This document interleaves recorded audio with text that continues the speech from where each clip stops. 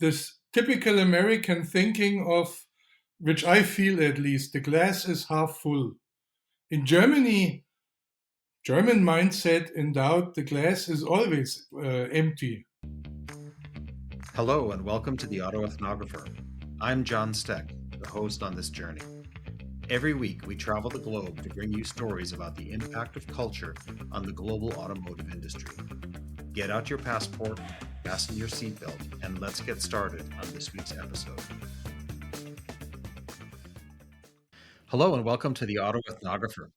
Today we have a very interesting guest on this episode. I have Dr. Helmut Groesser. Dr. Helmut Groesser had a 30-plus year career with Mercedes-Benz, primarily in product management and product strategy. His most recent role prior to his relatively recent retirement was as the director of product management. I would say there are probably all vehicles in the last 10 years that have his fingerprints on their strategy in one way or another. He started his career 30 years ago with Mercedes, focused a little bit on service management. He shifted over to product management and then was focused primarily on the German market.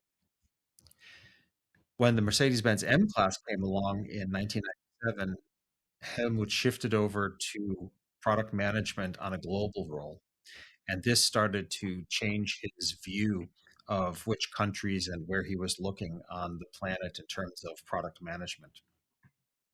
He took a small detour from Mercedes-Benz for 3 years and moved over to the United States, where he worked with the Chrysler, Jeep, Dodge, and Ram brands during the Daimler-Chrysler years, which was a 9-year combination of Mercedes-Benz and Chrysler. After which he returned to Germany and returned to a variety of different product management roles, which included some of the crown jewels of the Mercedes-Benz product lines, like the S-Class, the SL, the SLK, the CL. He also, as the director of product management, was responsible for all of the SUV lines, the compact car lines, as well as the roadsters, and all information, product information, that Mercedes-Benz would share with the customers. I don't think there's anybody who can talk better about the Mercedes-Benz product or how the product is adapted for worldwide sales and distribution than Helmut Groesser. So, Helmut, I want to welcome you to the Auto Ethnographer, and Thank you. glad that you're here. Looking forward to our conversation. Hi, John. Good to be with you. I think it's going to be a great opportunity to talk about, your history a little bit and how you evolved. As I mentioned, you started your Mercedes-Benz career really focused heavily on the German market, and then kind of evolved through a variety of different roles as you got greater and greater scope from a product and global viewpoint. So maybe we can start at the beginning with your time with the Mercedes-Benz Germany sales organization. Can you tell me a little bit about that and how you even got into the world of Mercedes-Benz? Yeah, interesting enough. As a student, I wasn't really interested in going into the automotive business. Thought of other areas which could be interesting. And Mercedes, as long as I was a student in the 80s, Mercedes was not really the brand I was thinking of. It was very conservative. It was status oriented, technology driven, pure luxury, primarily E and S class sedan were the dominating vehicles. Sure, there were the highlights like an SL or like the coupes or cabrios, but primarily it was a sedan market or sedan program Mercedes had. Interesting enough, around in the mid 80s, you first saw the newly launched baby Benz. You probably remember it. It was the first C class. A very interesting vehicle because it was a start, kind of the first venture into new areas to adapt to reach new customers. That was interesting because suddenly you didn't see this conservative vehicles only in the street, but you saw these smaller ones, black, deep, big wheels, just suddenly vehicles which got interesting. When I entered the market, when I started with Mercedes, Mercedes just launched the S-Class at that time. That was the 140. You probably remember it. It was Automotive Sport said it's the best car of the world, and praise was perfect. It was technology without end. It was the best of the best. I think you can say that. But on the other hand, in Germany especially, it was heavily criticized for being too much, being a dinosaur, a tank, whatever. So it was not the time where people really accepted it. It was very well executed for the States, for other markets outside Europe, but there was some criticism in Europe, and that was the time when I came into the market. And at that time, you primarily were distributing vehicles.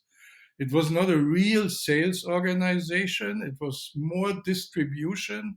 You had, in Germany especially, you had long waiting lines. Uh, you ordered vehicles, and half a year later, or even a year later, you got the vehicle. So totally different story versus today, or what you know from the States or from other countries.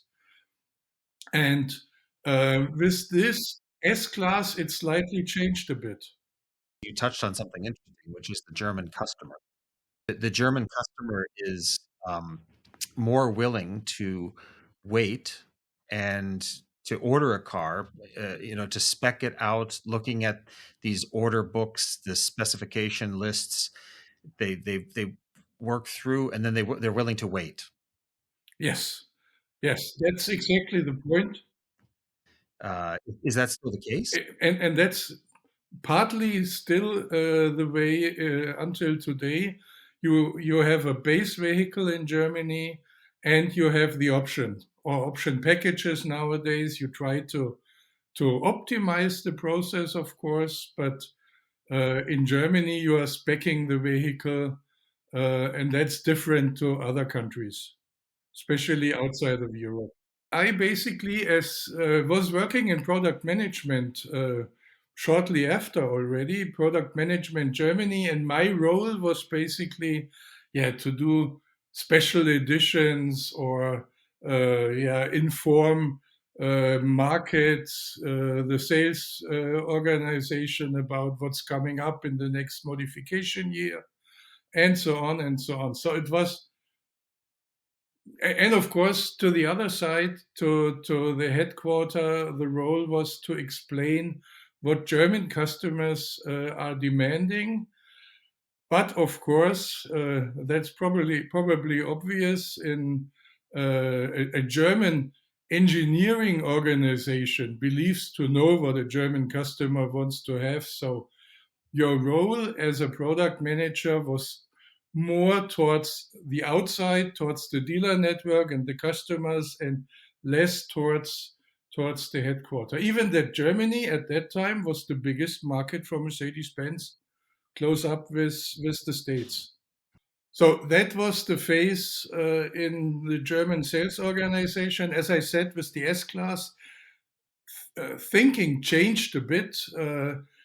We realized as a company that you can be too much technology driven. You can go far too much. Probably also put too much cost in it, and we also saw that new customers were or new brands were coming into the market, like BMW got more and more successful. Lexus came in the States. You probably remember the phase as well, and so on and so on. So it was pretty obvious. You have to get new customers. You have to get to expand your brand into new segments. And that was when Mercedes really had this big product offensive starting. And that was also a change in thinking. So, for example, if you think of the M class, you suddenly said, I'm building a totally new type of vehicle in a segment which is nearly not existing at that time. It was basically the M class and the X5 who launched the luxury SUV segment. In a new market, new production location in Tuscaloosa, Alabama, with new production technology, with new type of development. So everything, it was a new approach, and company changed at that time. We also were thinking about small city cars. You probably remember the A-Class coming up in 98, or even the cooperation with Smart started there, where you just said, I have to get into a new segment, I have to somehow broaden the face of the brand. Was that a reaction to something happening in the European market or in Germany, the home market, or was that something Yeah, to you have a more global basically appeal? realized that to focus too much on Germany is the wrong thing. Sure, you need the German base, you need it, but growth is happening outside. And the brand had a lot of potential in other markets, in the States, for example. Think of the SUV market, which was not existing in Germany at all. Yes, you had a few off-roaders. Yes, we had a G-Wagon, and there was a Land Rover existing, but there was so much potential on the horizon, and it was obvious you have to get in there. You need more volume. You need new customers. The brand can carry far more, and that was the time where really this product offensive started, and that was the moment where I figured out.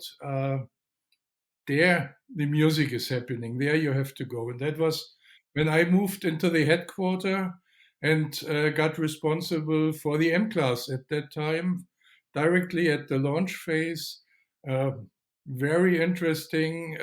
Your focus broadened. Yes, you were thinking of the German market as well, but US, for example, at that time was far more interesting. Right. So that was your shift then from pure focus on the German market, and then suddenly you opened your eyes and looked at And every the other same place. happened, of course, in engineering. Engineers primarily still were thinking German, were located in Germany, were developing products in Germany, even that new processes were starting. The German mindset was still deeply into the cars and into the development phase. And it was hard to convince them that things are happening outside of Germany which have to be taken into consideration, that customer demand are different.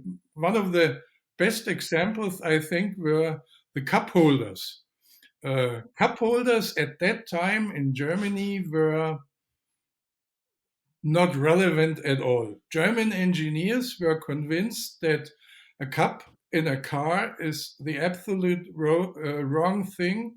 You should not consume in the car. You should not drink in the car. You could spill the coffee onto your middle console. The area around the middle console is the most expensive real estate in the car. You need it for buttons. You need it for shifts, for shift levers.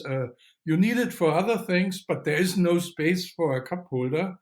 And yeah, the engineers learned in that time that still we need to have some cup holders, which were optional in Germany, of course. And there were great technical solutions for these cup holders. You had to press a button and something was unfolding in the area of the here of your middle console. Great technical solutions, just not what the customer was looking for. And even the first M class, you probably remember it yourself. The cup holders were, because there was no space at the middle console, cup holders were placed left and right at the ingress egress area at the instrument panel below the air outlets. Um, and we tried to explain the solution that this is a great one because you then even can heat your drinks through the air vents or cool them down. Uh, of course, it was a stupid solution, to be very honest, because when you got in or out, you hit the cup holder with your knee, or it just didn't really work out. And so, for example, it was a real huge process to convince engineers that cup holder now for the next generation M class has to change. And one of the key messages was best cup holder in the world has to be in the next generation M class. So now, when you talk about cup holder to an engineer who doesn't know cups from Germany, or if at all, the small paper cups, uh, they had no understanding what is really needed. So, for example, I was on vacation in the States in 2000, 2001. Interesting enough, I was with my family, we were collecting cups. I came back with around 20 cups from Burger King and McDonald's and all the others in different sizes, up to the 32 ounces, and brought them back home. I even bought a 64-ounce cup, which is nearly 2 liters. The 64-ounce. Of course, not for the car, but I told the engineers this is what we need to have as well. They refused to do it, but at least they understood that the smaller ones, up to 32 ounce, so more or less a liter, that they have to realize it, and they have to realize it in the middle of the middle console, and then have to get rid of the shift lever, for example. So when you were traveling in the US with your family, collecting cups, was this the first time that you actively were trying to eat in the car and experiencing eating and drinking in the car? To be honest, it was not usual in Germany to eat or drink in the car. That was a place which had to be clean. So that was just one example which can show how the shift had changed, uh, had to change. You had to look outside of the German market and focus on customer demand all over the world. So at that time, working on the M class, something else happened. If you think back, we are now in around 2000. Uh, Daimler and Chrysler, there was the merger going on. And obviously, it was an easy thought. How can you get synergies out of it? So one of the exercises was to look at the next generation M class, which was supposed to launch in 2005. So from development cycle more or less started in 2000, and the Grand Cherokee at the same time was also supposed to launch in around 2004, 2005. So first thought obviously was, can you put both vehicles together on one platform, or have at least what kind of synergies can you get out of it, cost benefits, you don't have to develop everything parallel, and so on and so on. And at that time, you also could figure out cultural differences between US and Germany very well. You probably have been there partly as well at that time, or I think we were there at a meeting together in Detroit. Uh, uh, a German delegation was basically coming to the States, 25 people with big binders full of information on the product concept, the parts, meeting 20 uh, Chrysler guys who were not prepared at all. Say this was the moment where I realized with the Daimler-Chrysler merger that the single intersect overlap point of these two big companies was that SUV, the M-Class and the Jeep Grand Cherokee. It was the one intercept point where the two brands thought that maybe they were the same customers. Yeah, and it already started with positioning discussions. I remember um, Jeep guys tried to convince us that there is only one brand capable of off-road and Rubicon and all the arguments. And Mercedes, you are in a different corner. You are a sedan, somehow driven, and have nothing to do with off-road. We came on the other side and said, have you ever driven a G-Class? That is Rubicon capable. That is really Rubicon capable. They are even better than the Jeep, than the Wrangler. So very interesting discussion, just showing you that, to be honest, the Mercedes guys had no clue what Jeep really was standing for and what Jeep was capable of. And the Jeep guys on the other side had the same problem, and it was hard to get both together. You also could realize that the Jeep engineers had totally different understanding of development than the Mercedes engineers. No one really wanted to utilize things developed from the other side. I remember I was part of a group. We were discussing about climate control, about the HVAC system, and it's a big box somewhere behind your instrument cluster. You don't really care about what's going on there. Just what you need is significant airflow, right temperatures. No big deal on the first view, and both had the same requirements. And still, I was sitting there for 3-4 hours and learned why the Mercedes system won't work with the Chrysler system or with Jeep system, and the Jeep system won't work with the Mercedes one. And it was really shocking that afterwards, after 2 days of hard discussions, result was basically that we nearly didn't find any common parts bringing together.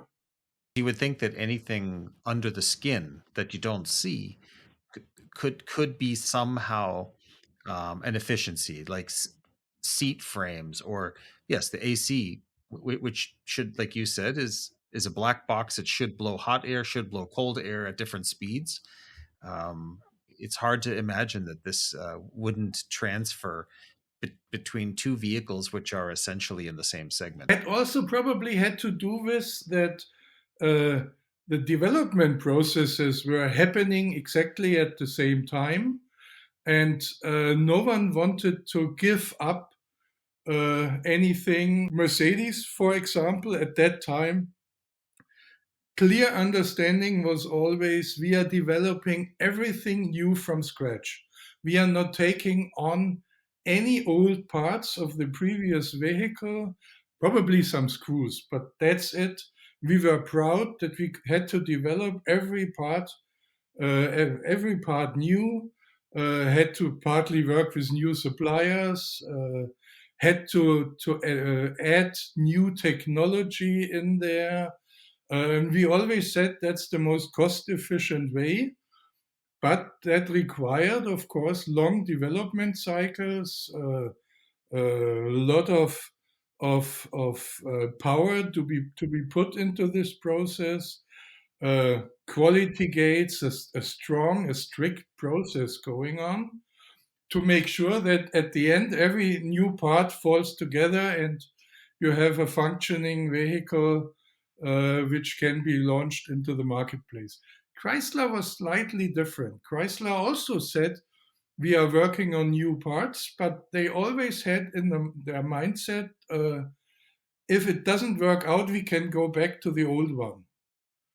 So if we start developing something new, work together with suppliers, and if we figure out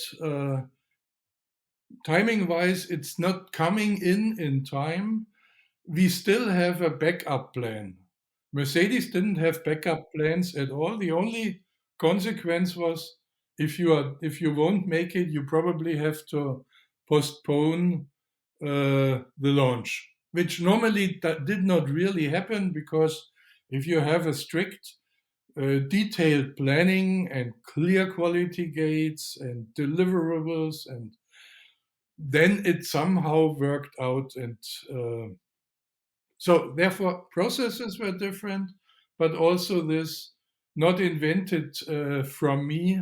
I want to do everything myself. That was the dominant force, and we nearly didn't get anything together. Yeah, the diesel engine, for example, for the Grand Cherokee came from Mercedes. Things like this could be brought together, but other than that, we were not able to really create synergies.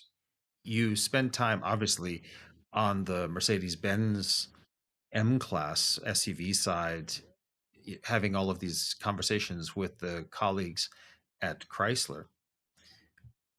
But then you decided somehow to go into the lion's den, and you literally switched over and moved over to the world headquarters in Auburn Hills, Michigan, moved your family over to the United States, and took on a role where you were, you know, basically talking to the same people you had been talking to before, but now you were a Jeep guy.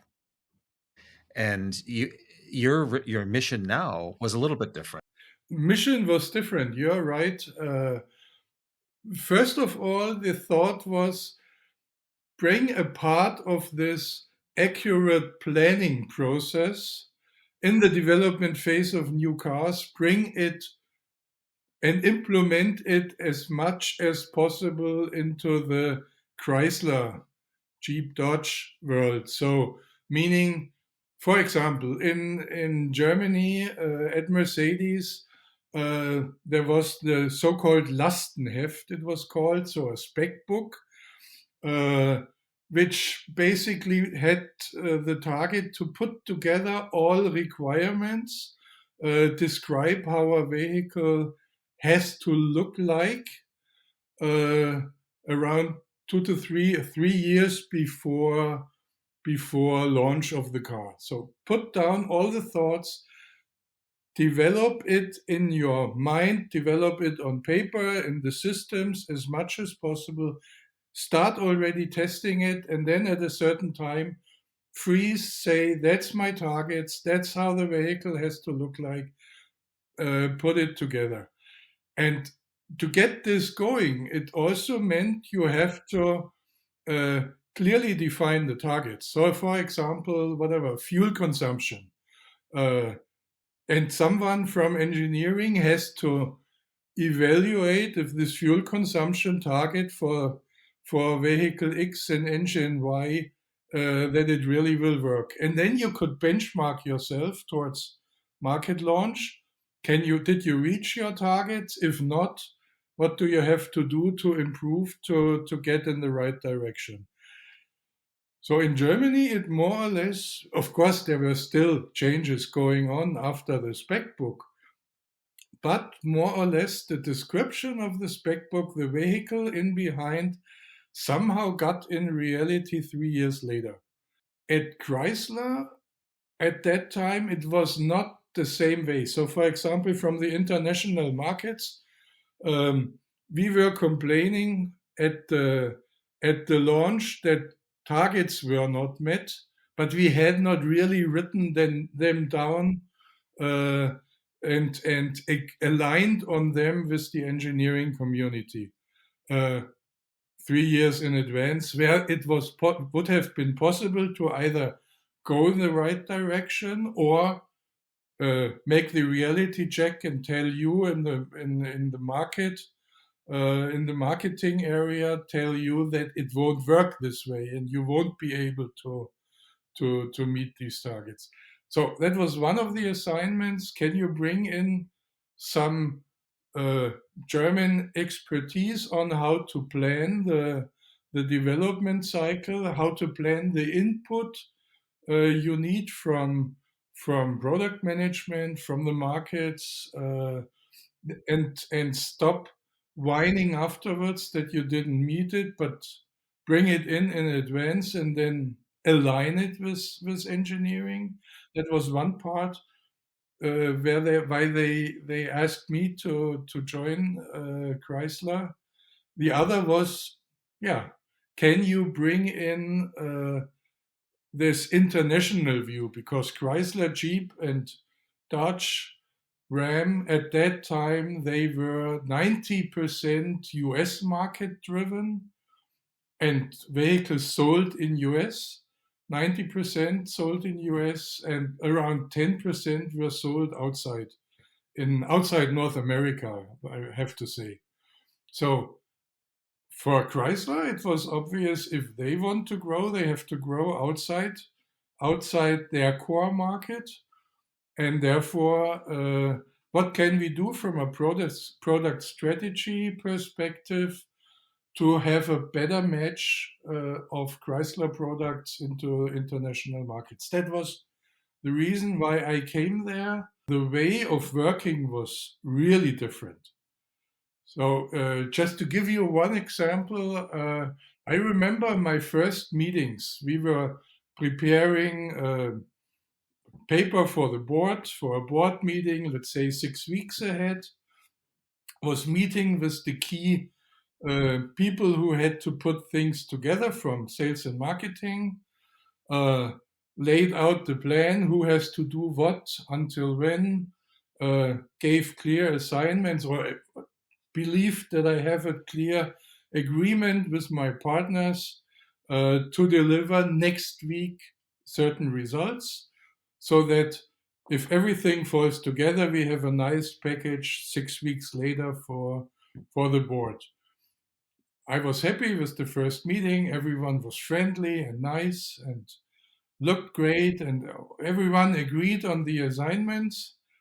I believed at least everyone agreed, because a week later, when we met again, and I was asking for, can you please show me what you have researched in the meantime? And they were looking at me and didn't really understand what's going on. Why am I asking them to deliver something? So somehow different to Germany. In Germany, you knew if you have agreed on next week, then someone will at least bring something to the table. Maybe not exactly what you have expected, maybe some, but they will tell you in advance if they cannot make it until next week, and so on and so on. So week 2, I thought maybe I was not clear, my English wasn't good enough, or I tried it again, and week 3, more or less nearly similar result. It was they didn't feel the urgency of putting the paper together right now, which I had from a German perspective, being accurate and clearly planning it and organizing it, and the process has to be like this. Interesting enough, when it got closer to to the final paper, they all got very active. Finally, the paper was put together in time, uh, but it somehow just came together in the last minute. I remember that whenever we had to do the paper at the day before at around 7 or so in the evening, we had to order pizza to make sure that the paper was coming together, that everyone stayed on board. You were there all night, somehow finished at 4, and the finance guys had their numbers in as well 4 at night, and at 8 or 9 the paper was presented. That could never work in Germany. In Germany you have to be ready at least a week before to be able to brief everyone, to put all the backups together. So totally different process between Germany and US. What I realized. It sounds a lot like what you would witness on American college campuses, where you have the big assignment that you know about for the entire semester, and then you wait until the very end, and then, as they say, you pull it all night. So I know in 2005, you headed back to Germany. I do remember that a few weeks later, after you left, Dr. Dieter Zetsche returned to Germany as well. We realized that he knew Chrysler could not survive without you there. So when you left, he followed immediately. Yeah, I followed him to the States. He had started his assignment, I think, a year before, and we basically had to leave the same time. And I was at that time responsible for the S class, which is just as you mentioned it in before, which is just the luxury icon of Mercedes-Benz. I was responsible for the S class, for the big coupe, the CL, for the SL, for the SLK. So a dream job for a product manager, and of course the focus changed as well. German market now was not relevant at all. I mean, sure, you are selling cars, but you are not developing an S class for the German market. You are not even developing it for the US market. Sure, you have it in mind, but you are primarily looking at the Chinese market, and you have to find a balance. If you remember the first S class I was speaking about, the 140 in the 90s, that was the most status oriented S class we had at that time. Um, with the criticism, the dinosaur discussion in Germany, and probably the understanding that we overdid it a bit. The next generation, which came in the late 90s, the 220, was far more dynamic, less status oriented, still technology wise, a very attractive vehicle, but it was on a continuum, it was the opposite side. The one was most status, that was least status oriented, and the understanding of the vehicle in 2005 was place it in the middle. Add status, but don't go beyond. Add far more status. Focus on international markets. Focus more on Asia. And the successor even was primarily built around Chinese customers. The interesting thing with the Chinese customers at that time was they didn't fit into the mindset you had so far. The Germans, the Americans, or in other markets as well, it was this: I have working a long time. I have been successful. I have made it to the top, and now I reward myself by buying an S class, and of course also showing off um, that I have been that I am there, that I made it. slightly different to the BMW world, where you more wanted to show I'm climbing up, I'm on my way up. With S-Class, you clearly demonstrated I'm there.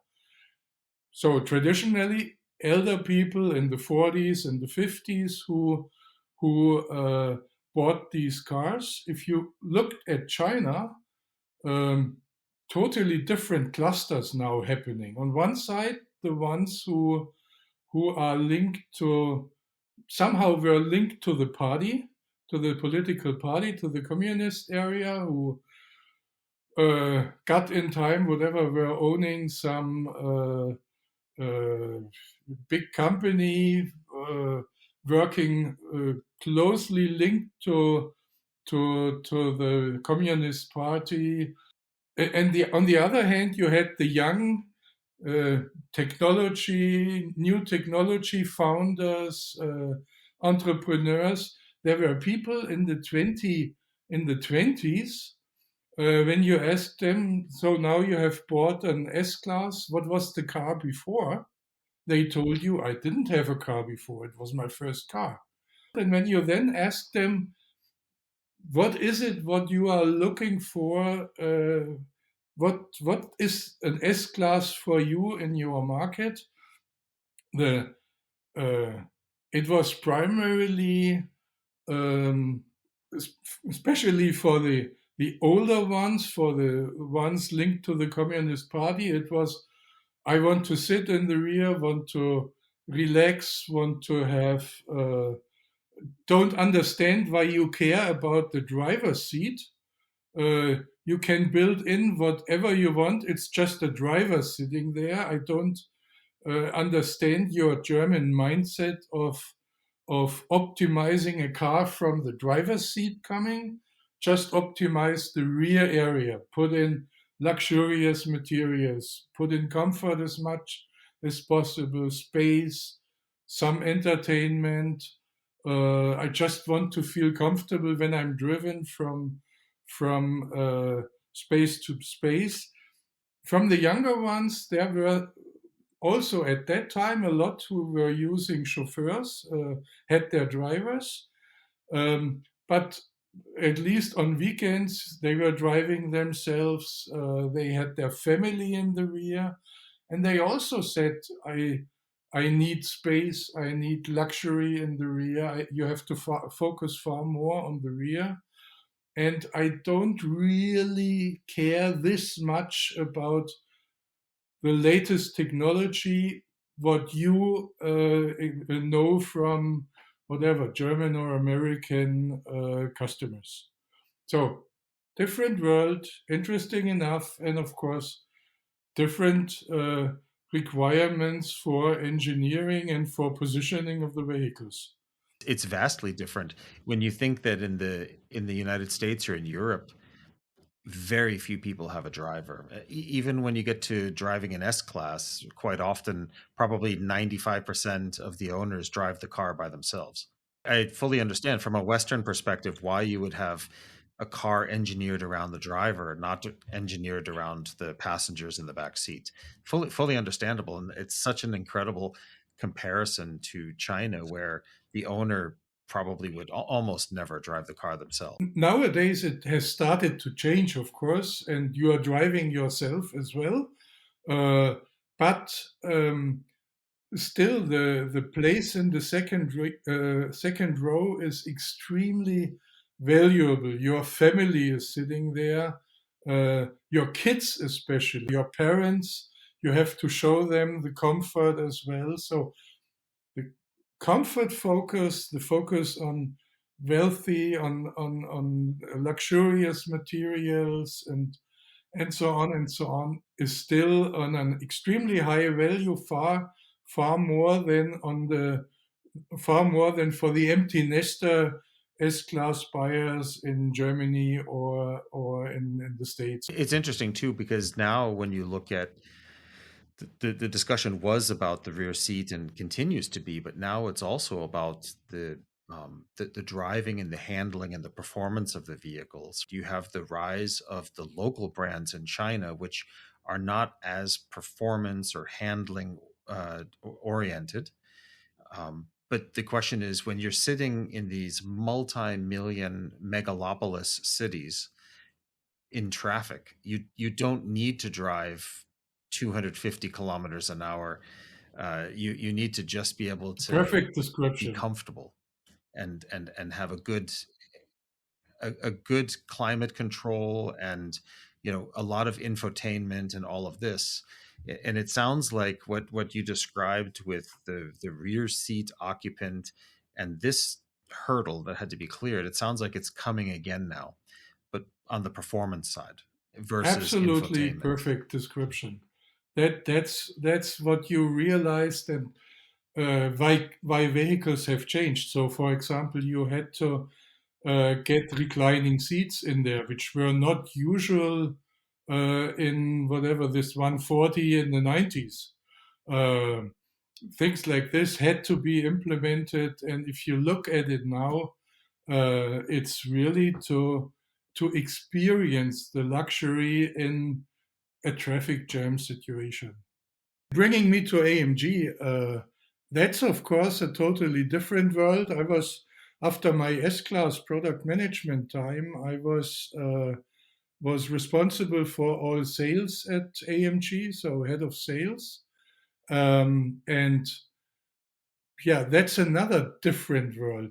Driving performance is really key of the brand, and processes are happening as well, but the speed is totally different. Sure, AMG gets integrated into the development cycle from scratch, but uh, the way of how products are done at AMG is far more. Yeah, there is more speed in it. It's also about performance. It never kind of lost its independence as a like almost an entrepreneurial or startup type of an Yeah, environment. it originally, if you look at the history of AMG, originally it were kind of a tuning brand. There were two engineers at Mercedes who felt that you should put in uh, very sporty engines into an S class at that time in the 70s. Um, but Mercedes had discontinued the car racing business, so we're not into racing anymore. And they figured out, so let's do it ourselves. Let's found an own company. They were successful with these vehicles, but at that time it was take a ready developed vehicle, remove the engine, put another engine in, or remove some parts, and it was basically tuning in the beginning. In the meantime, in 1990, AMG was bought by Mercedes, and from then on, you started to integrate the AMG requirements in an early phase of the development cycle. So it's not that you have to just throw away things, but implement them in production processes. The engine, of course, still is 100% made by AMG, one man, one engine concept. Big changes in the car happen right in the beginning for AMG, and AMG even has developed its own cars nowadays. Think of the Gullwing, the SLS, which was launched in around 2010 when I took over at AMG in the sales department. That was probably the best example of that it is to integrate AMG into the Mercedes world as the top performance brand, driving performance, as I just said. Very interesting time, of course. Also, sales being now uh, looking at daily results and monthly and yearly numbers, and not looking on product management. You are looking in advance. You are preparing for a car which will be launched in 5 years. Uh, partly at least. At sales, it's just about, can we get some more cars out? Yes, that's the world that I existed in, a little bit more, a little bit less the strategic product management side. One question that popped into my mind about AMG is, you described the difference between how the former Chrysler organization, which of course is Stellantis today, how they had product planning and ultimately engineering, and how that didn't necessarily match up with the Mercedes-Benz processes. And then now you have AMG, which is an even more engineered product, but they somehow managed to do it faster. Um, it seems a little bit almost contradictory that you would have a more engineered product that is able to be developed faster. Just if you look at an engine process, development of an engine, and we are now in the gasoline world, not in the electric world, of course.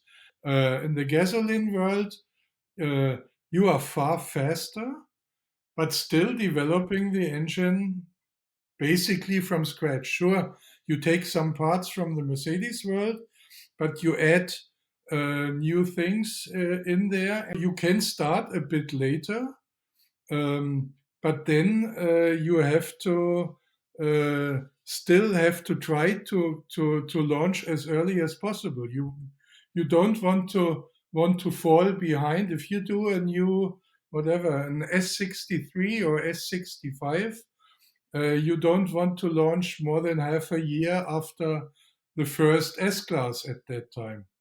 And therefore, sure, a lot of testing is happening, for example, with S class ready vehicles, with